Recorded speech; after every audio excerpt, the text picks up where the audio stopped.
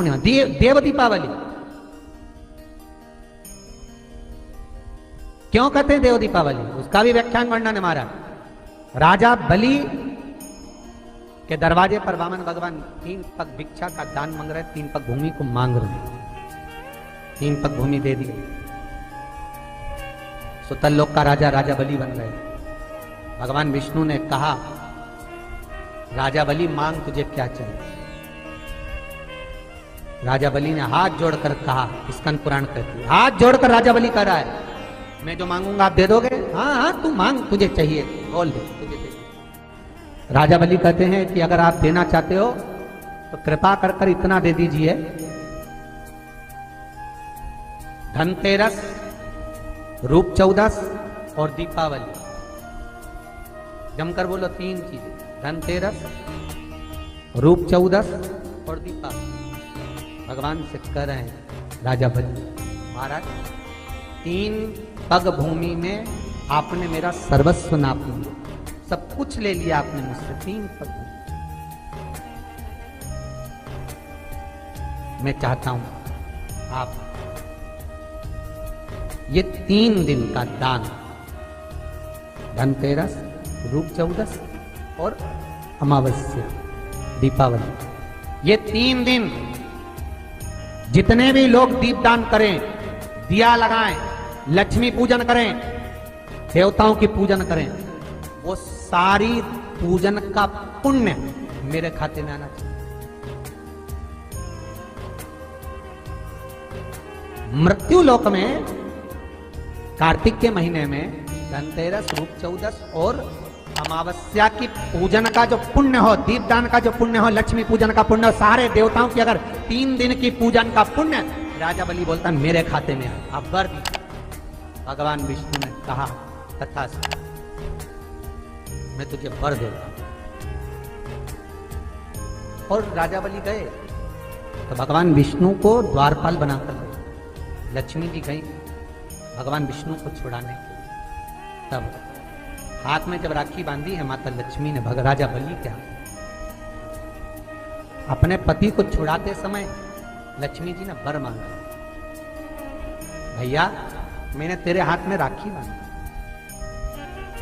हाँ अच्छा सूत्र बांधा है तेरे को, हाँ क्या चाहिए बोल।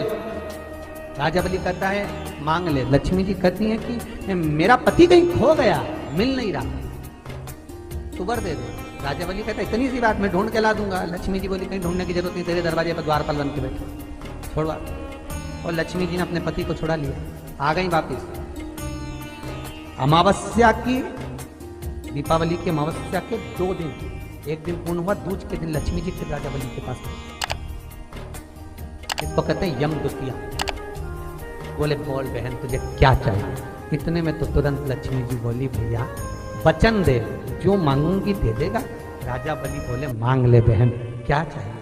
बहन कहती है भैया जो 3 दिन का तूने पुण्य, 13, 14 दीपावली का तेरे पास में आया है, ये पुण्य मुझे वापिस चाहिए, दे दे।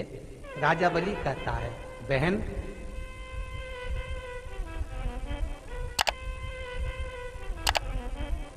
कार्तिक की पूर्णिमा के दिन जो व्यक्ति किसी जलाशय पर, नदी, तालाब, बावड़ी, कुआं, जहां भी जलाशय हो उस तट पर जाकर दीप लगाएगा तो उसने जो 3 दिन दान करा है उसका पुण्य उसके खाते में लाख गुना होकर चला जाएगा। लोग इसको देव दीपावली कहते हैं क्योंकि वो पुण्य लक्ष्मी जी छुड़ा कर लाई थी। और इतनी दीप उत्सव मनाया गया था लक्ष्मी जी के लिए कि वाह लक्ष्मी वाह, तूने जगत का कल्याण कर दिया, तूने जगत का उद्धार कर दिया।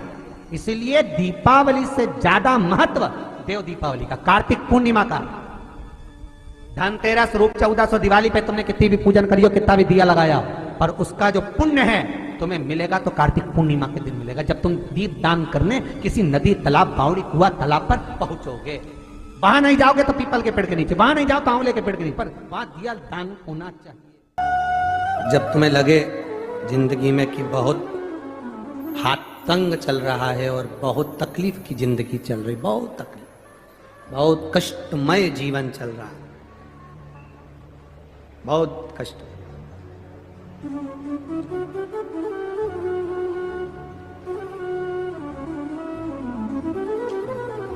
एक देव दीपावली आती है, कभी तुम लोगों ने पढ़ा? पंचांग में, कैलेंडर में उसका वर्णन आता। पढ़ी है देव दीपावली? अरे बोलो तो जम के, पढ़ी है? एक देव दीपावली आती है, एक दीपावली, एक देव दीपावली। इन दोनों दीपावली के दिन अगर प्रयास करना, अगर बहुत कष्टमय जीवन चल रहा हो, फैक्ट्री भी ना चले, दुकान भी ना चले, व्यापार भी ना चले और कर्जा बढ़ते जा रहा हो, टेंशन ही टेंशन पूरी जिंदगी में हो रहा हो, कहीं से संपदा आ नहीं रही हो, धक्के की जिंदगी चल रही हो, तो एक बार मधु का प्रयोग कर कर देखना। महालक्ष्मी की अगर पूजन कर रहे हो देव दीपावली पर या दीपावली पर, तो पान के पत्ते पर एक शहद की बिंदी रखकर लक्ष्मी जी को भोग लगाइए और शंकर जी के मंदिर में उसी दीपावली को या देव दीपावली पर शंकर भगवान के शिवलिंग पर एक पत्ते पर या पुष्प पर एक बूंद शहद लगाकर शिव जी को समर्पित कर कर देखिए। अगला वर्ष तक इंतजार करना, बाबा आपकी जिंदगी में चार चांद ना लगा दे उस मधु के बल पर। जितने यहां कथा सुनने बैठे हो, बाबा ने अगर आपको यहां बुलाया है, कार्तिक के महीने में दामोदर मास में गोदावरी के तट पर बैठकर त्र्यंबकेश्वर बाबा की साक्षी में, कपालेश्वर महादेव की साक्षी में, सीताराम सरकार की इस पवित्र भूमि पर पंचवटी में आप अगर कथा को श्रवण कर रहे हो, तो ये विश्वास मानकर चलना कि कहीं ना कहीं शंकर के आप बड़े परम प्रिय हो, इसलिए शिव जी आपका हाथ पकड़कर यहां बुला। कुछ कृपा उसने करनी, जब तक वो कृपा नहीं करता तब तक कोई आता नहीं। गौतम बाबा विराजमान, जब गौतम ऋषि की धर्मपत्नी माहिल्या अपनी भक्ति में तल्लीन रहती, भजन में तल्लीन रहती, एक पुरुष में ईर्ष्या कम होती है।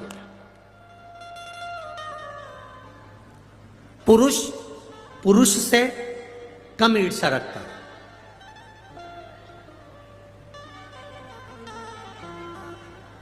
पर जो नारी कभी सत्संग नहीं करी होती है, जो नारी कभी भगवान का भजन नहीं करी होती है, जो नारी कभी किसी सतगुरु की शरणागति में बैठकर सत्संग नहीं करी होती है, जिस नारी ने कभी मंत्र का स्मरण नहीं जाना होता है, भले वो कितने भी विद्वान की पत्नी क्यों ना हो, कितने विद्वान की पत्नी क्यों ना, उसके अंदर ईर्ष्या भरा जाती है। वो कितने विद्वान की पत्नी क्यों ना। ये गोदावरी मैया के प्रागट्य की जो कथा है, गौतम बाबा की धर्म पत्नी भगवान की भक्ति में रमने वाली, भजन करने वाली, कीर्तन करने वाली, स्मरण करने वाली, किसी के दिखावे में नहीं पड़ती थी, दिन रात भगवान की भक्ति में डूबती थी। उन्हीं बाबा के आश्रम के नजदीक में बहुत सारे ब्राह्मण रहते थे, उन ब्राह्मणों की धर्म पत्नियां भी वहां रहती थी। ब्राह्मणों के मन में धर्म देखकर अहिल्या को या गौतम ऋषि को देखकर कोई ईर्ष्या नहीं थी, कोई ईर्ष्या नहीं। बहुत विद्वान भी अगर कोई है और उनकी धर्म पत्नी अगर है, अगर वो धर्म पत्नी सत्संग नहीं करती, कीर्तन नहीं करती, भगवान की भक्ति में नहीं डूबती, किसी गुरु की शरणागति में बैठकर सत्संग उसने नहीं करा होता, तो विद्वान से विद्वान अगर व्यक्ति भी कोई है तो उसकी पत्नी को किसी ना किसी से ईर्ष्या का भाव उत्पन्न हो ही जाता है। ईर्ष्या उत्पन्न होती है।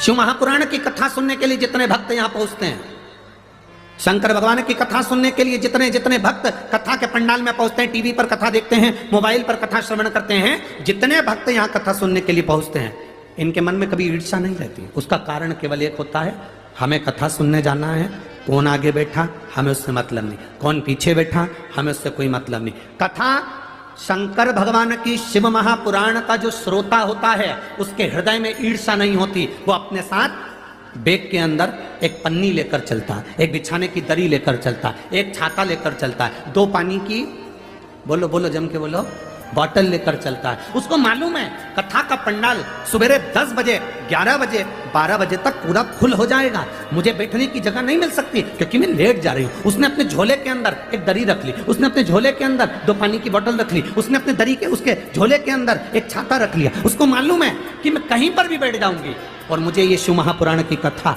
जहां सुनने को मिलेगी। सियोर वाला महाराज कहता है एकांतेश्वर महादेव जब कृपा करता है तो खूब करता है। अगर मुझे पंडाल में जगह नहीं मिली तो मैं कहीं एकांत में बैठकर महादेव की कथा का रसपान ग्रहण कर लूंगी, उसमें भी मुझे सुख का अनुभव हो जाए, उसमें भी मुझे आनंद का अनुभव हो जाए, उसमें भी मुझे एक रसतत्व प्राप्त हो जाएगा, भगवान की अविरल भक्ति प्राप्त हो जाएगी। ये वो जानती है, ये उसके चित्त में है, ये उसके हृदय में है, ये उसकी चित्तवृत्ति में विराजमान, ये उसके हृदय में विराजमान और ये उसके हृदय के बीच मध्य में बैठा हुआ कि वो शिव है।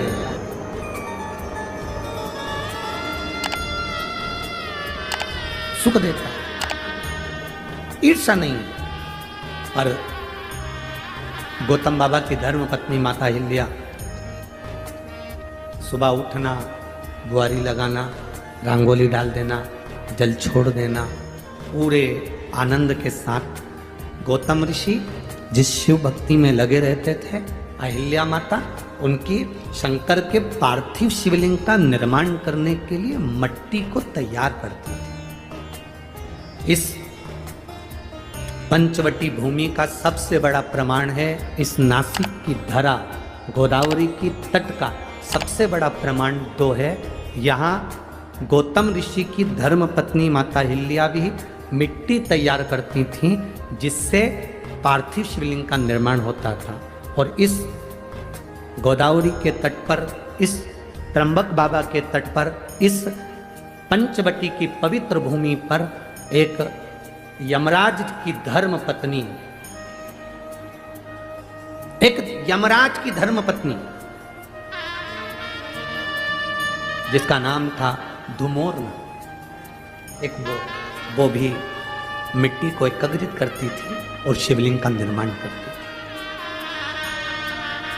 थी। एक गौतम बाबा की धर्मपत्नी, एक यमराज की धर्मपत्नी, इनका नियम था शिवलिंग का निर्माण, पार्थिव शिवलिंग की मिट्टी तैयार करना और तैयार करके अपने पतियों को प्रदान करना। यमराज को स्वयं धुमोरना मिट्टी देती थी और पार्थिव शिवलिंग का निर्माण करते थे। आपके स्मरण में होगा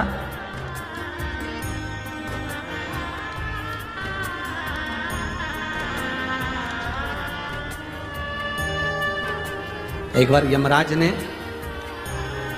स्वयं ब्रह्मा जी से प्रश्न किया था, स्मरण करिएगा, गर्ग संहिता, कूर्म पुराण और ब्रह्म विवर्त पुराण का यह संवाद बड़ा सुंदर है। आज देव दीपावली के इस पवित्र कथा का लाभ अपन ले रहे हैं, अपने भीतर उतारिएगा। यमराज, धर्मराज स्वयं यमराज ब्रह्मा जी के पास में गए।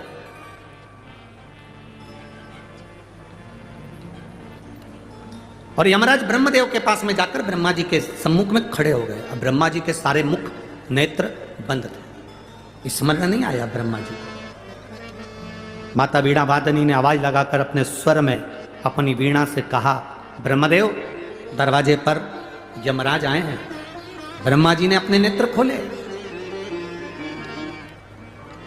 और ब्रह्मा जी ने जो नेत्र खोले तो सामने क्या देखते हैं कि यमराज खड़ा हुआ है।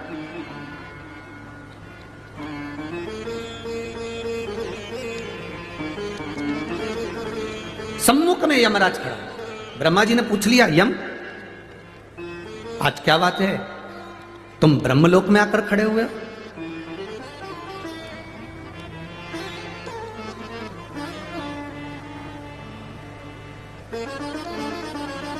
यमराज ने कहा, ब्रह्मा जी मैं संसार के पापी जीवों को नरक का भोग भुगताता हूं। मैं मृत्यु लोक से आने वाले जितने जितने पापी जीव हैं इनको यम का नरक का भोग भुगताता। इन जीवों को जब नरक का भोग भुगताता हूंगा तो उसका थोड़ा ना थोड़ा दोष मुझे भी तो लगता होगा। ब्रह्मा जी ने कहा आप तो पूरा निर्णय देने के बाद भोग भुगताते हो तो आपको पाप लगना ही नहीं चाहिए, परंतु यमराज ने कहा नहीं, मेरी धर्मपत्नी धुमोरना कहती है, मेरी धर्मपत्नी धुमोरना ने कहा कि अगर आप जीव को नरक का भोग भी भुगता रहे हो तो कुछ ना कुछ दोष तुम्हारी जिंदगी में लगेगा जरूर। मैं क्या करूं? ब्रह्मा जी ने कहा इसका उत्तर तो मैं नहीं दे सकता, पर इसका उत्तर आपको भगवान नारायण दे सकते हैं। यमराज उसी समय पर ब्रह्मा जी को प्रणाम करे, यमराज के वहां से सीधे भगवान नारायण के पास पहुंच गए। नारायण के दरवाजे पर जैसे बैकुंठ में पहुंचे, माता लक्ष्मी नारायण के चरण दबा रही थी और यमराज ने आकर भगवान के चरणों को प्रणाम करा। जय जयकार हो प्रभु, श्रीमन नारायण, हर हर महादेव, प्रणाम। पूछा, लक्ष्मी जी चरण दबा रही थी, लक्ष्मी जी ने संवाद किया, प्रभु यम आए हैं। भगवान नारायण के नेत्र खुले, उठकर भगवान नारायण बैठे, क्या बात है यम, कैसे आना हुआ? यम ने कहा जीवों को जब मैं प्राण देता हूं, जीवों को जब मैं नरक भुगताता हूं, उस समय पर मेरे को भी तो दोष लगता होगा। उस दोष की मुक्ति कैसे, उस दोष का निवारण कैसे? भगवान नारायण ने कहा सुनो यम,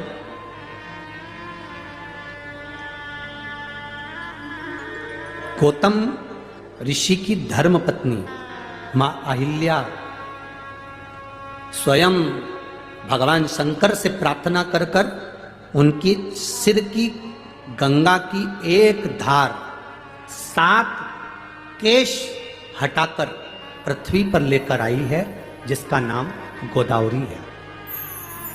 अगर यम भूल से भी एक बार उस भूमि पर स्वयं रामचरण रखेंगे,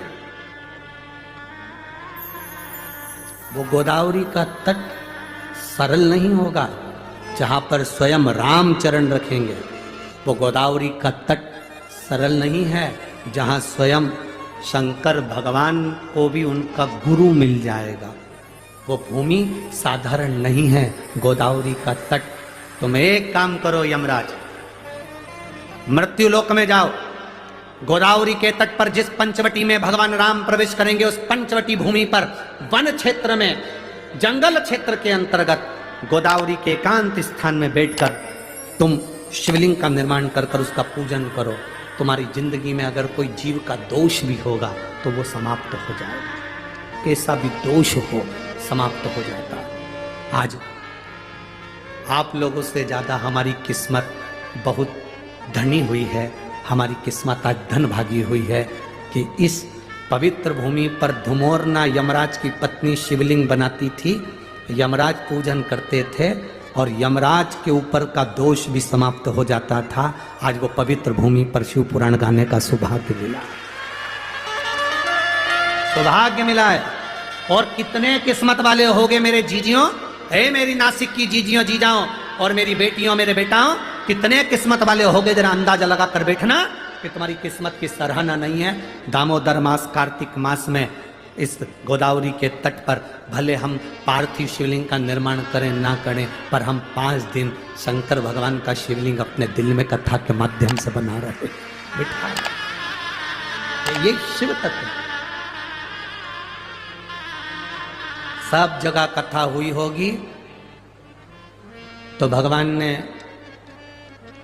थोड़ी थोड़ी तिजोरी खोली होगी लुटाने के लिए, पर आज मेरा दिल कहता है कि ये गोदावरी के तट पर तो मेरा बाबा पूरी तिजोरी के दरवाजे खोल कर लुटाए। आप सुनो, दिल से जो प्रार्थना करोगे वो सुनेगा। एक तो तट गोदावरी का, त्र्यंबक बाबा की साक्षी है, त्र्यंबक बाबा इधर कपालेश्वर की साक्षी है, कपालेश्वर। जब हम कथा में आ रहे थे, जब ऊपर चढ़े तो आते से हमने वो नंदी को देखा, वो बैठा। तुमने देखा कि नहीं देखा? उसको देखते से याद आ गई, रे बाबा गजब करी तूने नंदी बाबा। शंकर भगवान पर ब्रह्मा जी की हत्या का दोष लगा था और नंदी तू बछड़े का रूप लाकर शंकर भगवान को इस गोदावरी पर लाकर छोड़ दिया था और ब्रह्म हत्या से मुक्त करा दिया था।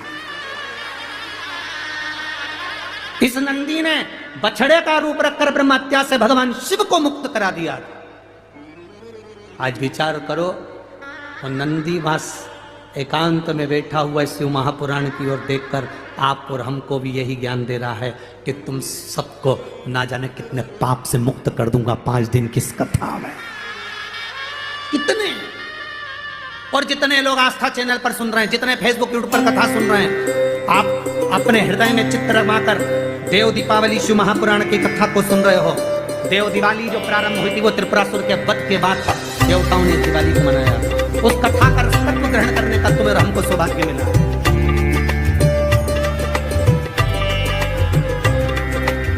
जहां महाअहिल्या निवास कर रही हैं उनके पास में जितने ब्राह्मण रह रहे हैं, ब्राह्मणों को मत अहिल्या से तकलीफ है। ब्राह्मणों को ना गौतम ऋषि से तकलीफ है, ना गौतम पापा से तकलीफ है। ब्राह्मण बड़े अच्छे, पर ये ब्राह्मण की जो धर्म पत्नियां थी, जिन्होंने ना कभी सत्संग स्मरण कर किया होगा,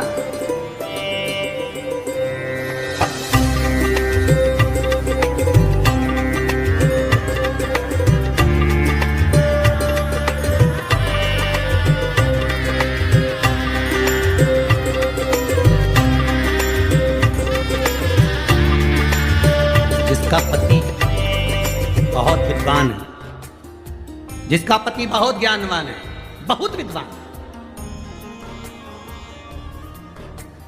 वो अपने पति की विद्वत्ता को मान ले, ये बहुत बड़ी बात है। कौन विद्वान की? चंद्रघंटा विद्वान की तो मान ले, बहुत बड़ी बात है। एक पंडित जी प्रवचन में बोल रहे थे, चतुर्मास में 4 महीना बैंगन नहीं खाना चाहिए। कौन बोले? बोलो बोलो, जम के बोलो। एक पंडित जी प्रवचन में कथा में बोल रहे थे, 4 महीना चतुर्मास में बैंगन नहीं खाना चाहिए, दोष लगता है। पत्नी भी कथा में बैठी थी, घर गई, भोजन बनाया, मूंग की दाल, रोटी, बेसन बना। पति ने चिल्लाकर कहा, क्यों रही? अभी 2 दिन पहले मैं बैंगन लाया था, तूने बनाया नहीं। पत्नी बोली, तुम ही तो प्रवचन में बोले कि चतुर्मास में 4 महीना बैंगन नहीं खाना चाहिए। पति माथा ठोक कर बोला, चौकी की कथा को चूल्हे तक क्यों लाई? चौकी की कथा इसे चूल्हे तक क्यों लाई? शिव पुराण कहती है, बोलने वाले को सबसे पहले चाहिए कि स्वयं अमल कर, स्वयं अमल। एक पिता अपने बेटे से कहता है, रात को जरा जल्दी आया करो घर पर, नशे से दूर रहो, तंबाकू मत खाओ, व्यसन मत करो।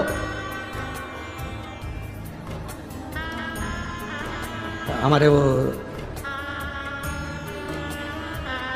मालेगांव वाले दादा बाबू भूसे पालक मंत्री जी, इनका सबसे अच्छा अगर उद्बोधन हमको लगता है तो एक लगता है, मालेगांव में भी जब कथा हुई तो इन्होंने आखिरी में जब आभार व्यक्त करा, धूलिया में कथा हुई, उन्होंने जब आभार व्यक्त करा, तो जितने लोग कथा सुनने आते हैं उन सबसे एक संकल्प करा लेते हैं कि तुम कभी अगर कथा में आए हो तो व्यसन नहीं करोगे, व्यसन को छोड़ो। आज का राजनेता को तुम्हारे व्यसन से कोई मतलब नहीं, पर उनके शब्द अच्छे लगते हैं कि व्यसन छोड़िए, कोई नशा करते हो तो छोड़ दीजिए। अब एक पिता अपने बच्चे से कहे नशा नहीं करना है, नशे से दूर रहो, व्यसन नहीं करना, व्यसन से दूर रहो, पुड़िया नहीं खाओ, तंबाकू नहीं खाओ, गलत काम ना करो। और पिता कहे रात्रि को जल्दी आओ, और पिता ही रात्रि को 11:30-12 बजे आए, कुछ नशा कर कर आए, गलत व्यसन कर कर आए, तो बच्चे मानेंगे क्या? जम के बोलो जरा, नहीं मान, बच्चे नहीं मानेंगे। उसी तरह बच्चों को हमें चाहिए कि हम स्वयं भी संवरने का प्रयास करें, हम स्वयं भी सुधरने का प्रयास करें। जब हम सुधरेंगे, एक कथाकार, एक प्रवचन देने वाला, एक कथा कहने वाले पर यह आधारित है, वो कह रहा है चतुर्मास में 4 महीना बैंगन, बोलो बोलो जम के बोलो, नहीं खाना। पत्नी ने वो बैंगन उठा के फेंक दिया, नहीं खाएंगे। अब पति कहे कि बैंगन कहाँ है, तो के तुमने ही तो कहा था। चौके की कथा चूल्हे तक क्यों लिया ना। एक संत, साधु, गुरुजन, ब्राह्मण जन, तपस्वी जन, साधक जन, उपासक जन, दुनिया के जितने जितने संत, साधु, तपस्वी, साधक, उपासक होते हैं, वो आपको समझाने का प्रयास करते हैं, अपने जीवन में परमात्मा की भक्ति को धारण करो।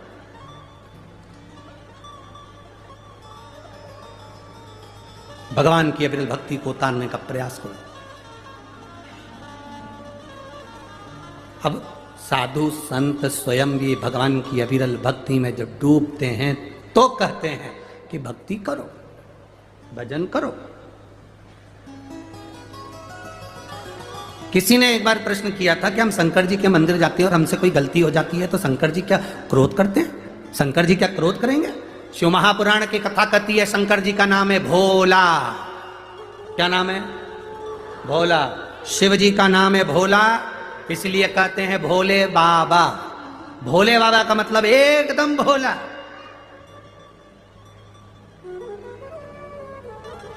भूतों को भोजन करना आता है क्या? जम के बोलो जरा, अरे जम के बोलो। भूतों को भोजन करना आता है? भूत प्रेत को 5 स्टार होटल में जाना आता है? नहीं।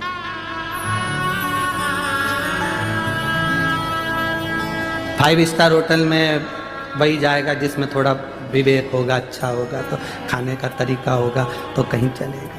अच्छी जगह पार्टी में चले गए, अच्छे से बैठकर खाया, प्लेट में भोजन लिया, धीरे धीरे खाया। और कोई कोई व्यक्ति ऐसा होता है जिसको तरीका ही नहीं मालूम, उसको छोड़ दिया जाता है, पटक दिया जाता है।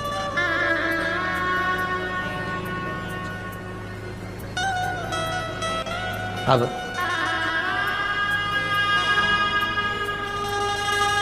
जो अच्छा व्यवहार करे, अच्छे से रहे, अच्छे से खाए, अच्छा बड़ा सारा गिफ्ट दे, उसको तो सब बुलाते हैं। बोलो जम के, बुलाते कि नहीं बुलाते?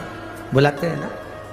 जिसमें बुद्धि ना हो, विवेक ना हो, खाने का तरीका नहीं, रहने का तरीका नहीं, उसमें बोलने का तरीका नहीं, पहनने का तरीका नहीं, लोग उसे पागल कहते हो, बेकार कहते हो, ये किसी काम का नहीं। कभी कभी माँ कह देती है मेरे बड़े बेटे में बहुत समझदारी है, छोटे में अकल नहीं है, मूर्ख है, पागल है। मेरी एक बहू बड़ी समझदार है, दूसरी बहू में अकल नहीं, मूर्ख है, पगली है, बेवकूफ है, कह दिया माँ ने। एक समझदार है और एक पागल है, बेकार। जो समझदार है उसको दुनिया अपना बनाती है, और जो बेवकूफ है, पागल है, जिसको दुनिया ठुकरा देती है, उसको महादेव अपना बना लेते हैं। उसको महादेव अपना बना। तुम 4 बहनें हो, 2 बहन पैसे वाली है, मायके जाती है, सम्मान होता है, रिश्तेदार सम्मान करते हैं, उनको बुलाते हैं, आदर देते हैं। तुमसे बड़ा लिफाफा 1000 का 500 का उसको मिलता है। तुम गरीब हो, साधारण हो, तुम्हारे पास में ना तो ज़्यादा गाड़ी है ना बंगला है, जो किस्मत में लिखा था वहाँ शादी हो गई। तुम अपनी ज़िंदगी साधारण से जी रही हो। बहन के घर शादी में गए, सबको अच्छा लिफाफा दिया, सबको अच्छी साड़ी दी, तुमको कमज़ोर साड़ी दे दी, तुमको कमज़ोर लिफाफा दे दिया, तुम्हें साधारण सा मिठाई का डब्बा दे दिया। क्यों? बाकी की बहन पैसे वाली थी, धनपति थी, बाकी के रिश्तेदार पैसे वाले थे, उनको अच्छा दिया। तुम साधारण थी, तुम्हें साधारण दे दिया। तुम घबराना नहीं, रोना नहीं, कभी अंदर से टूटना मत, अंदर से कभी मत टूटना कि मेरे बाकी के रिश्तेदारों को तो मेरी मासी ने खूब दिया, मेरी मामी ने खूब दिया, मेरे चाची ने खूब दिया, मेरी काकी ने खूब दिया, मेरी बुआ ने खूब दिया, बाकी को दिया, मुझे कम दिया क्योंकि मैं साधारण परिवार से हूँ। शिव कथा कहती है जो बहुत विद्वान है, बहुत बहुत प्रबल है, उनके लिए पूरी दुनिया पड़ी है, जिनको कोई नहीं पूछता, जिनका कोई आदर नहीं करता, जिनको लोग ठुकरा देते हैं, शिव कहते हैं उनको मैं अपनाता हूँ, वो मेरे हैं, वो मेरे हैं। भूतों को कौन पूछेगा? प्रेतों को कौन पूछेगा? गरीबों को कौन पूछेगा? आपके पास में किसी अमीर मंदिर में देने के लिए धन नहीं है, बहुत सेठों का कोई मंदिर गए, तुम्हारे पास में देने के लिए पैसे की गड्डी नहीं, कोई सोना नहीं, कोई चांदी नहीं, कोई हीरा नहीं, कोई पन्ना नहीं, कोई आभूषण नहीं, कोई आभूषण नहीं। कोई आभूषण, कोई रतन सोना चांदी नहीं। आप वहां पर जाकर सोचोगे, मेरी बहन ने अभी कार्यक्रम करवाया था, वहां पर गई थी, वहां जाकर उन्होंने इतना दान करा, मेरे पास कुछ नहीं है। तुम कभी ना घबराना, तुम्हारे पास मेरे भोलेनाथ जी ने एक लोटा जल दिया है, उसको दिल से तुम महादेव को चढ़ाती रहना, उसके करीब न जाती, वो नजदीक है। मेरे भोले तेरा सहारा है, मेरे भोले तेरा सहारा है, मेरी नैया का तो किनारा है, मेरी नैया का तो किनारा है। आप उसके हो जाओ। लोग आपको बेवकूफ समझे कोई बात नहीं, लोग आपको बेकार समझे कोई बात नहीं।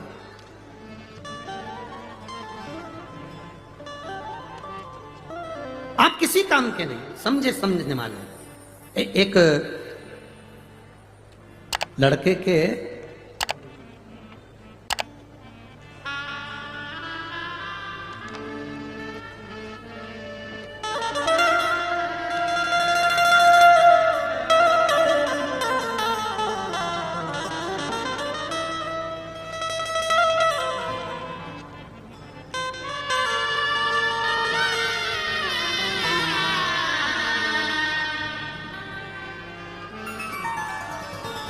मैं संगीता प्रवीण गोस्वामी हनुमान नगर मोतीवाला कॉलेज के पास गंगापुर रोड नासिक महाराष्ट्र से हूँ। मेरा मोबाइल नंबर ये है।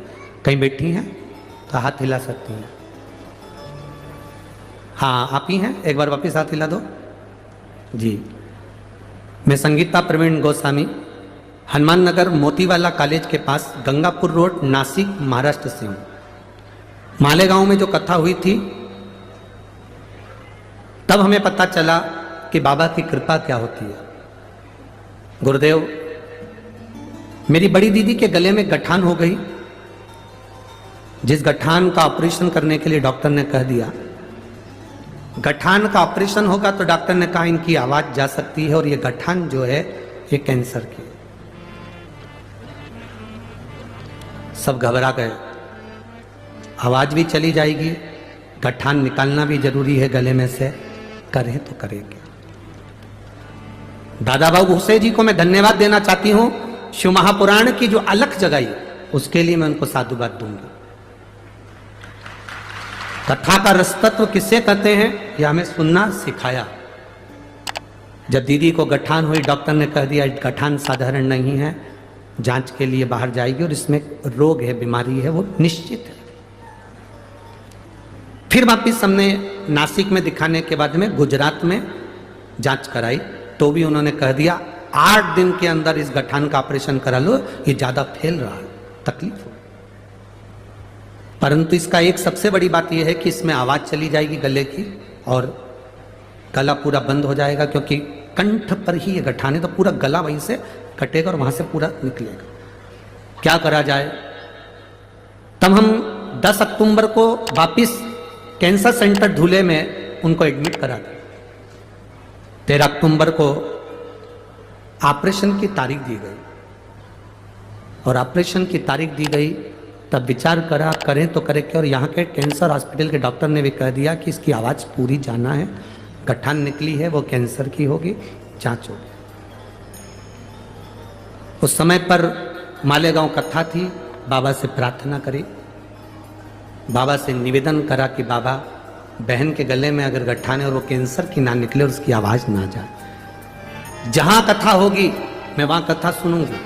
मालेगांव की कथा के समय पर हम निवेदन करें, बाबा की कृपा से बहन की ऑपरेशन हुआ, श्री शिवाय नमस्तुभ्यम का जाप करा, शिवजी पे चढ़ी हुई एक बेलपत्र बहन के हमने डॉक्टर से कहा आपसे बस एक निवेदन है, इसके पलंग के पास में ये बेलपत्र ऑपरेशन के समय पर रख देना।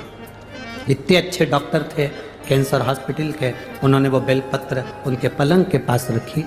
गांठ का ऑपरेशन हुआ, बाबा की कृपा क्या होती है गुरुदेव, वो सारे डॉक्टरों ने कैंसर बताया था, गांठ निकलने के बाद जांच के लिए पुणे गई, वहाँ से रिपोर्ट आई कि ये कैंसर नहीं है और उनकी आवाज़ भी वापस आ गई। शिव तत्व ओ घड़ी शंभु, अब ठीक है बाबू, हाथ हिला दो एक बार वापस। श्री शिवाय नमस्तुभ्यम। हम यहाँ कथा में बाबा को धन्यवाद देने के लिए बैठिए। श्री शिवाय नमस्तुभ्यम। शिव तत्व इसी को कहते हैं, ओ घड़ी इसी को कहते हैं। आपका जो भरोसा है, आपका जो विश्वास है, वो दृढ़। मेरी नासिक की जीजियों, आप कथा सुनने के लिए बैठे जरूर हो। बाबा ने अगर बुलाया है, कोई शादी में बुलाता है तो विदाई में मिठाई का डब्बा देकर भेजता है, साड़ी देकर भेजता है, गिफ्ट देकर भेजता है। मेरा बाबा अगर इस नासिक की धरा पर शिव पुराण कथा सुनने बुलाया है तो 5वें दिन कुछ ना कुछ देकर भेजेगा, जरूर, खाली नहीं भेजेगा, भेजेगा। इसीलिए शिव महापुराण कथा को सादा।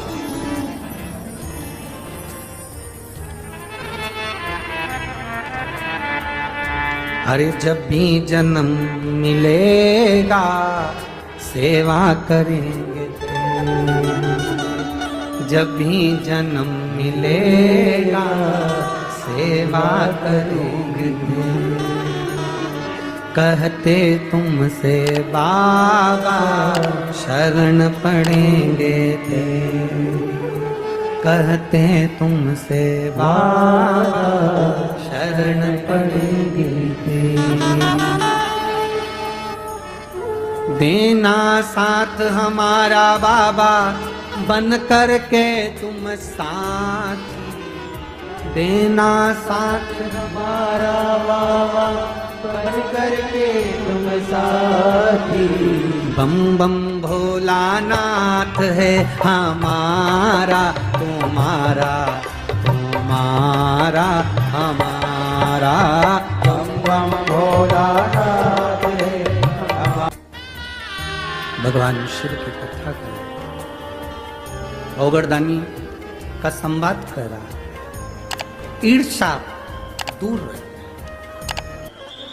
गौतम बाबा की धर्मपत्नी माता अहिल्या से जो ब्राह्मण नजदीक में निवास कर रहे थे, उनकी जो धर्मपत्नी थी, उन्होंने ईर्ष्या रखी। ईर्ष्या से कभी परमात्मा नहीं मिल सकता, ईर्ष्या से कभी भगवान नहीं मिले।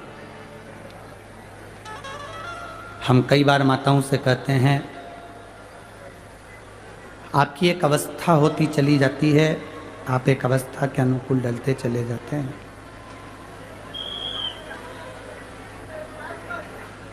जब अवस्था के अनुकूल आप ढलते चले जाएं तो धीरे धीरे ये प्रयास करा करो कि परिवार, घर, गृहस्थी, थोड़ा सा परिवार में रहो। हम मना नहीं करेंगे, घर में रहो, हमारा कभी मना नहीं है, बहुत अच्छे से रहो। पर जैसे जैसे आपकी अवस्था बढ़ती चली जाए, घर के काम में, परिवार के कुछ कार्य जो महिलाएं करती हैं, माताएं करती हैं, बहुएं करती हैं, उसमें टोकना थोड़ा कम कर दो। उससे क्या होगा, आपकी जिंदगी सार्थक होगी। हमें दूसरे से मतलब नहीं, आपके जीवन से मतलब है, आपका जीवन सार्थक हो जाए। थोड़ा भी अगर अपनी जिंदगी में हम उतारेंगे तो उसका सुख मिलेगा। ब्राह्मणों की पत्नी ने ब्राह्मणों से कह दिया, वो अहिल्या मट्टी तैयार करती है, शिवलिंग बनवाती है अपने पति से, और पति उस शिवलिंग का पूजन करते हैं। इतनी भक्ति में डूबी रहती है कि लोग आते हैं, उसके चरण छू कर जाते हैं, उसको प्रणाम कर कर जाते हैं।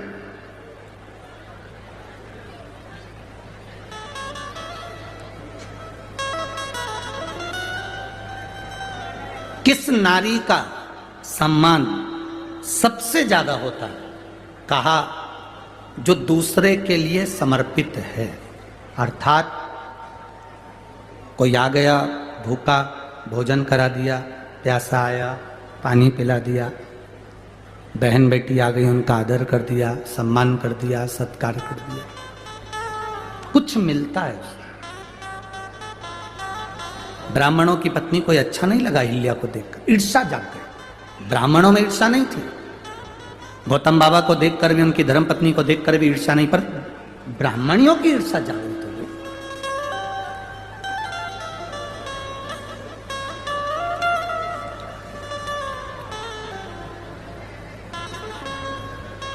अब जब ईर्ष्या जागृत हो गई, तब ब्राह्मणियों ने अपने अपने पतियों से कहा, सुनो, ये गौतम ऋषि की पत्नी और गौतम ऋषि हमारी भूमि पर नहीं रहना चाहिए, इनको धक्के मारकर निकाल दो, ऐसा कुछ करो कि इनका पद, प्रतिष्ठा, इज्जत, सम्मान सब घट जाए। कुछ ऐसा करो कि इनकी पद, प्रतिष्ठा, इज्जत, मान, सम्मान कुछ घट जाए, करो कुछ ऐसा। अब क्या करा जाए ऐसा कि पद, प्रतिष्ठा, इज्जत, सम्मान चले जाए? तो ब्राह्मणों ने भगवान श्री गणेश जी महाराज का आह्वान किया। गणेश जी महाराज का आह्वान कर कर गणेश जी की स्मरण पूजन करी।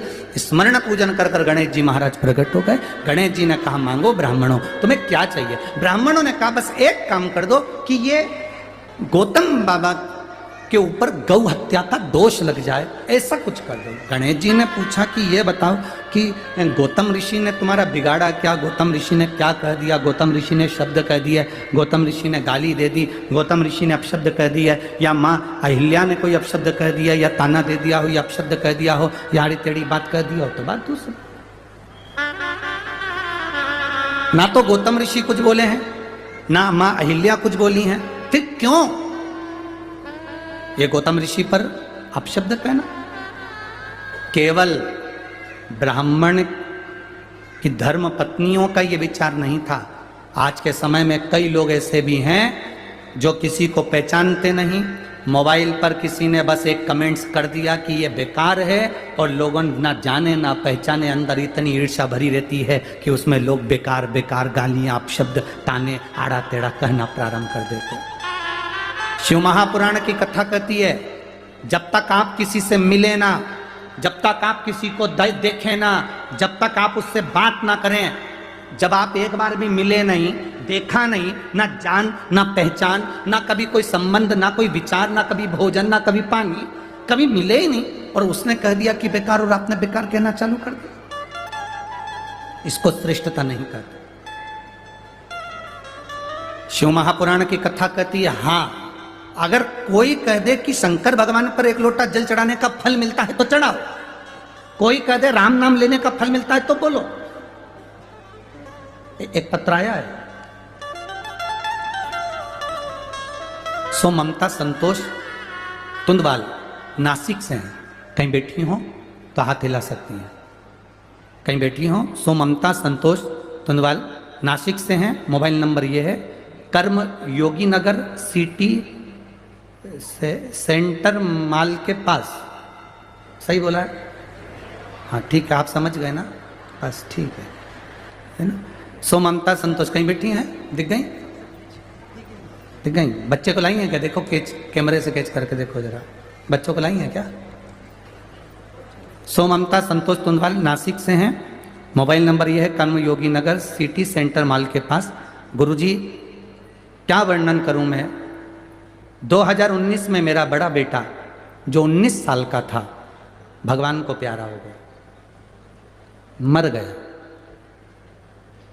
मेरी एक बड़ी बेटी तो है जो उससे बड़ी है, पर मेरा बेटा 19 साल का लड़का चले गया, बहुत अच्छा था गुरुदेव, वो चला गया, बहुत दुखी रहती हूँ, करूँ तो करूँ क्या। एक ही लड़का था जो चला गया, मन नहीं लगता था। मेरी ननन ने कहा, जो आपके शंकर की कथा से पहले से जुड़ी हुई है, उसने कहा, भाभी शिव महापुराण की कथा सुना करो, सीवर वाला महाराज टीवी पर आता है, टीवी के सामने जमीन पर आसन लगाओ, कथा सुनो। उस समय गुरुजी आपने कथा में कहा था, जो मांगोगे वो मिलता है, कहीं पर भी बैठकर कथा सुनो, चाहे पंडाल हो, टीवी हो, मोबाइल हो, बस दिल से जब श्री शिवाय नमस्तुभ्यम बोला जाता है, तब आंख स्मरण कर बंद कर कर उससे प्रार्थना करी जाती है। गुरुदेव, मैंने टीवी के सामने बैठकर बाबा से प्रार्थना करना प्रारंभ करी, मेरा बेटा चले गया, मुझे वो बेटा चाहिए। मेरी ननन ने कहा भाभी आप 50 साल की हो गई हो, कहां से बेटा होगा, कहां से बच्चा होगा, क्यों सियोर वाले महाराज की परीक्षा लेती हो? और कहती हो कि वही महाराज तो कहता है कि जो मांगोगे वो मिलेगा। भले मैं 50 साल की हो गई तो क्या हुआ, पर मुझे मेरा बेटा चाहिए। अगर महादेव में बल है, शिव महापुराण में बल है, तो मुझे संतान जरूर देगा। मेरे बाबा का मैं क्या गुणगान करूं गुरुदेव। बाबा की कृपा से मेरी गोदी में, मेरे गर्भ से 50 साल की मेरी उम्र है। 2021 को 11 मार्च को मेरा बेटा बाबा ने दे दिया। बेटी हो तो हाथ हिला सकती हूँ, बच्चा है साथ में, लिया बच्चा है साथ में तो लिया। 11 मार्च 2021 को बाबा की कृपा से मेरी उम्र भले 50 साल की है गुरुदेव, पर मेरे बाबा ने आपका व्यासपीठ से कहा गया एक भी वचन खाली नहीं जाता गुरुदेव। बाबा सुनता है और देता है। एक लाइन आपने लिखी है, अरे लुटा दिया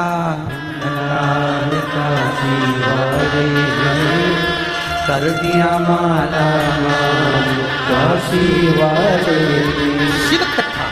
शिव कथा का स्मरण हमारी चित्त वृत्ति में बाबा सुनता है। तेरे दरबार की बाबा निराली शान देखी, तेरे दरबार की बाबा निराली शान देखी है। तुझे देते नहीं देखा, पर झोली भरी देखी है। तुझे देते नहीं देखा, पर झोली भरी देखी है। वो देता। हम ईर्ष्या से दूर रहें, नफरत से दूर रहें। 5 दिन की शिव पुराण जो नासिक में मिली है, जो जिस कामना से दिल लगाकर इस कार्तिक महीने में सुन ले, वो देख शिव क्या है, क्या देता है, क्या करता है, हमको भी नहीं मालूम पड़ता। वो तो आप लोगों के थोड़े बहुत पत्र पढ़ लेते हैं, थोड़े पत्र यहाँ रखे हैं, नहीं स्मरण में आता उसको पढ़। क्या है शिव, क्या देता है, क्या करता है, उसका स्मरण आपको मालूम है। शिव कथा कर रहे हैं। गणेश जी ने कहा ये नहीं हो सकता, मत करो, ये सिद्ध नहीं है। क्यों ईर्ष्या रहती है, किस लिए, काय के लिए ईर्ष्या?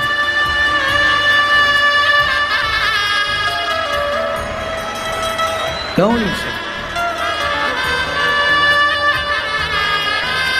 किस बात की ईर्ष्या अपनी जिंदगी में रखना, किस बात की ईर्ष्या?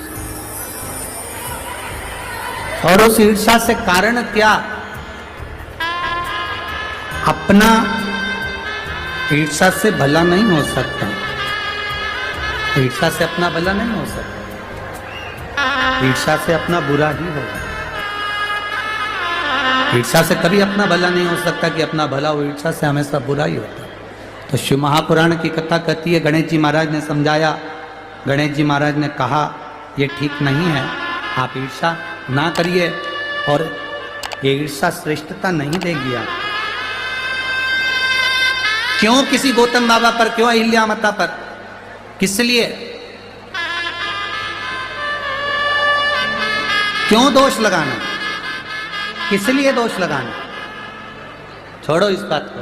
गणेश जी की बात नहीं मानी, आखिरी में ब्राह्मण पत्नियां जिद पर अड़ गई और ब्राह्मण पत्नियों ने कहा नहीं गणेश जी महाराज आपको तो वर देना ही पड़ेगा, चाहे कुछ भी हो जाए। इस गौतम ऋषि पर गौ हत्या का दोष तो आपको लगाना ही पड़ेगा। गौतम ऋषि पर गौ हत्या का दोष तो आपको लगाना पड़ेगा, जरूरी है। और ये गौतम ऋषि पर गौ हत्या का दोष लगे, तब गौतम ऋषि को धक्के मारकर जब निकाला जाए, तब उसमें प्रसन्नता, तब उसमें प्रसन्नता।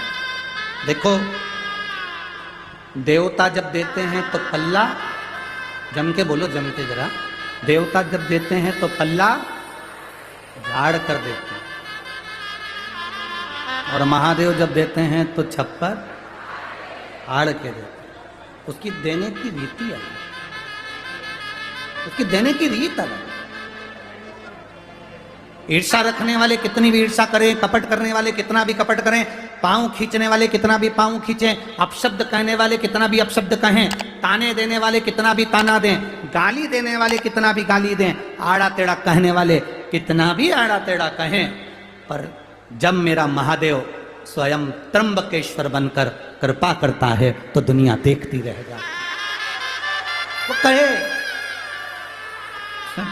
जो बोलने वाला बोले, आड़ा टेढ़ा कहने वाला आड़ा टेढ़ा कहे, अपशब्द कहने वाला अपशब्द कहे, गाली देने वाला गाली दे, पर जब मेरा बाबा कृपा करता है तो सहज नहीं।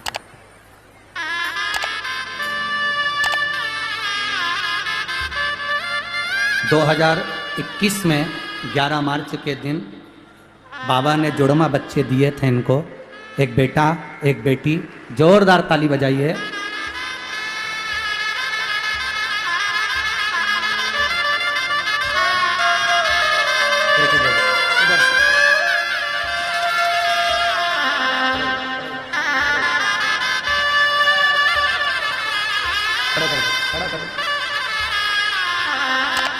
ये 19 साल का जो बेटा चले गया था और 50 वर्ष की आयु में जो भगवान ने दिया,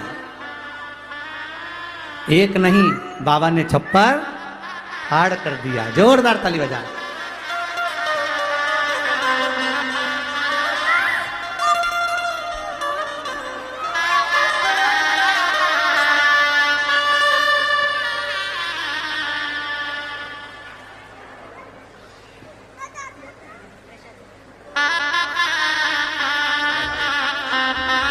बच्चों का नाम शिवाय और शिवांगी रखा है। बहुत बहुत साधुवाद। अरे लुटा दिया भंडार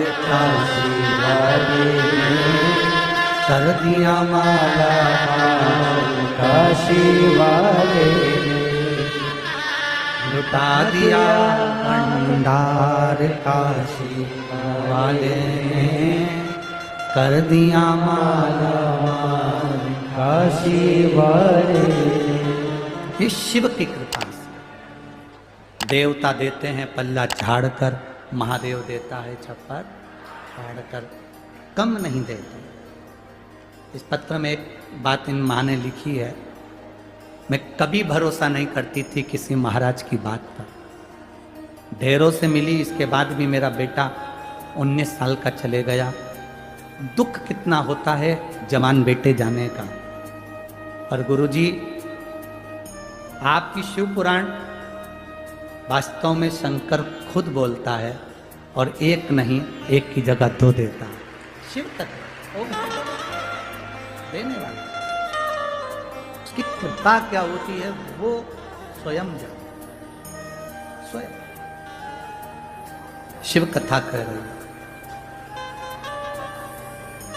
गणेश जी ने समझाया, नहीं मानी, और गणेश जी के समझाने पर भी नहीं मानी। तब गणेश जी गाय बन गए और गणेश जी गौ माता बनकर, दुर्बली सी गाय बनकर, दुर्बल सी गाय बनकर वहां विहार करने लगे। गौतम बाबा की उस कुटिया में विहार घूम रहे। आज गणेश जी को भी प्रसन्नता है कि मैं किस जगह पर गया हूं, किस जगह पर। जिन गौतम ऋषि की इस तपोस्थली में, जहां शंकर के पार्थिव शिवलिंग का निर्माण होता है, जहां माता अहिल्या मिट्टी को मसकर सुंदर तैयार कर कर पार्थिव शिवलिंग का निर्माण करती है, और उस निर्माण का सुख गौतम ऋषि के आनंद में, दर्शन में होता है। आज मुझे प्रसन्नता है कि आज गणेश जी सोच रहे हैं, विचार कर रहे हैं कि मैं इतनी सुंदर जगह पर। जैसे देवराज नाम के ब्राह्मण को चोरी का धन ले जाकर शंकर जी के मंदिर में बैठ गया था और उसको अंदाजा नहीं था क्या मुझे कैलाश धाम मिल सकता है, क्या मुझे कैलाश धाम मिलेगा, उसको अंदाजा नहीं था। क्या कैलाश मिल सकता है? शरीर में बुखार है, ताप पड़ रहा है, कष्ट हो रहा है। शिव मंदिर के अंदर चोरी के धन की पोटली लेकर बैठ गया, ताप, कष्ट बहुत, बुखार।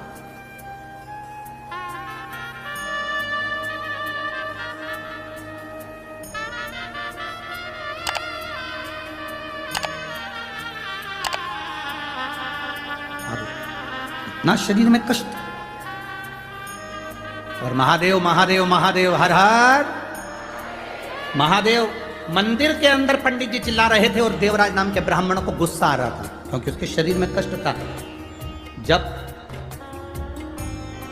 शरीर में बुखार आता है, ताप बढ़ता है, शरीर में कष्ट बढ़ता है, भोजन छूट जाता है। जब घर में पाप बढ़ता है, व्यसन बढ़ता है, आड़ा टेढ़ा धन बढ़ता है, तो भगवान का भजन छूट जाता है। तुम रोज पहले तुम भगवान के व्रत कर लेती थी, तकलीफ नहीं आती थी, पूजन कर लेती थी, तकलीफ नहीं आती थी, नवरात्रे गणेश जी सब अच्छे से करती थी। अब जैसे जैसे बहुएं आ गई, परिवार बढ़ गया, पोता पोती नाती पंती सब होते चले गए, घर में पूजन का मन नहीं करता।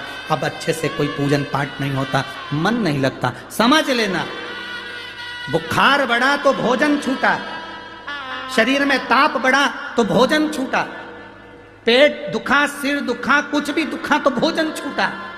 और घर में अगर पाप बढ़ा, कुछ कष्ट, ये पाप कर्म जब घर में बढ़ता है तो भजन छूट जाता है, भजन छूट। आज देवराज मंदिर से बाहर निकला, बेलपत्री के वृक्ष के नीचे देवराज बैठ गया। शरीर में कष्ट था, बहुत कांप रहा था, बेलपत्र के वृक्ष के नीचे उसके प्राण छूट गए, प्राण छूट गए।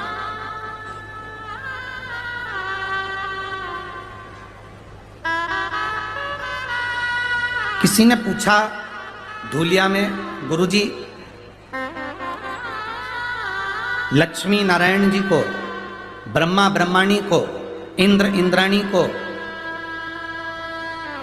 कुबेर को, वैभव को, सत्ता को, धन को अगर प्राप्त करना है तो ऐसी कौन सी जगह है जहां बैठकर हम भगवान को, उस लक्ष्मी को, सुख को प्राप्त कर सकते हैं? शिव महापुराण की कथा कहती है सारे तीर्थों में जाकर स्नान नहीं कर सकते, सारे तीर्थों में जाकर दर्शन नहीं कर सकते, 12 ज्योतिर्लिंग में जाकर जल नहीं चढ़ा सकते, तो बेलपत्री के वृक्ष के नीचे बैठकर अगर पंचाक्षर षडाक्षर या श्री शिवाय नमस्तुभ्यम का जाप भी कर लोगे, सारे तीर्थ का फल प्राप्त हो जाता है। एक बेलपत्र का वृक्ष कौटि कौटि पुण्य का भागी, बहुत सुख देने वाला होता है, जिसके नीचे लक्ष्मी भी है, कुबेर भी है, ब्रह्मा भी है, ब्रह्माणी भी है, इंद्र भी है, इंद्राणी भी है, नारायण भी है, शिव भी है, पार्वती भी है, 64 योगिनियां, 33 कोटि देवता सब बेलपत्री के वृक्ष के नीचे विराजमान होते हैं। एक बेलपत्र का वृक्ष